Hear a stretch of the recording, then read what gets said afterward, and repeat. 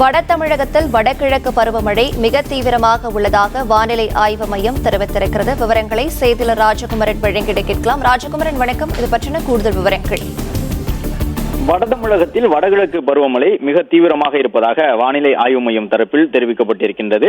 வட தமிழகத்தில் கடந்த 48 மணி நேரத்தில் பல இடங்களிலும் மழை பதிவாகி இருக்கின்றது. குறிப்பாக பல இடங்களில் 4 சென்டிமீட்டருக்கும் கூடுதலான மழைப்பொழிவு பதிவாகி இருப்பதையும் வானிலை ஆய்வு மையத்தின் தரப்பில் தெரிவித்திருக்கின்றார்கள்.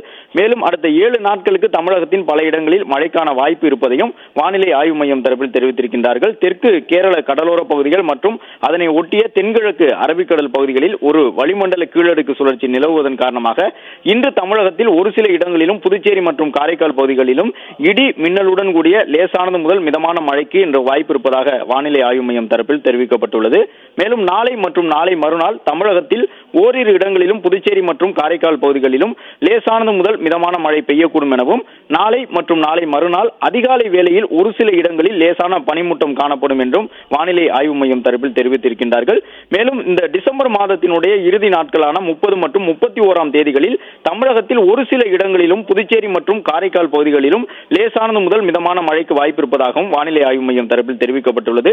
சென்னை மற்றும் புறநகர் பகுதிகளுக்கான வானிலை முன்னறிவிப்பை பொறுத்தவரை அடுத்த 24 மணி நேரத்திற்கு சென்னையில் வானம் ஓரளவு மேகமூட்டத்துடன் காணப்படும் என்றும், சென்னையின் ஒரு சில பகுதிகளில் இடி மின்னலுடன் கூடிய லேசானது முதல் மிதமான மழைக்கு வாய்ப்பு இருப்பதாகவும் வானிலை ஆய்வு மையம் தரப்பில் தெரிவித்திருக்கின்றார்கள். சென்னையில் அடுத்த 48 மணி நேரத்திற்கு வானம் ஓரளவு மேகமூட்டத்துடன் காணப்பட்டு சென்னை மற்றும் புறநகர் பகுதிகளில் ஒரு சில இடங்களில் லேசானது முதல் மிதமான மழைக்கு வாய்ப்பு இருக்கும் என்றும், அதிகாலை வேளையில் சென்னையில் பனிமூட்டம் காணப்படும் என்றும் தெரிவிக்கப்பட்டிருக்கின்றது. வட தமிழகத்தில் வடகிழக்கு பருவமழை தீவிரமடைந்திருக்கக்கூடிய சூழலில் பல இடங்களில் மழைப்பொழிவு வட தமிழக கடலோர பகுதிகள் உட்பட பல இடங்களிலும் அதிகமாக பதிவாகி இருப்பதாக தெரிவித்திருக்கக்கூடிய வானிலை ஆய்வு மையம் இந்த மாதத்தின் இறுதி வரை 31ஆம் தேதி வரை சென்னை உட்பட தமிழகத்தின் பல இடங்களிலும் லேசானது முதல் மிதமான மழைக்கு வாய்ப்பு இருப்பதாகவும் தெரிவித்துள்ளனர்.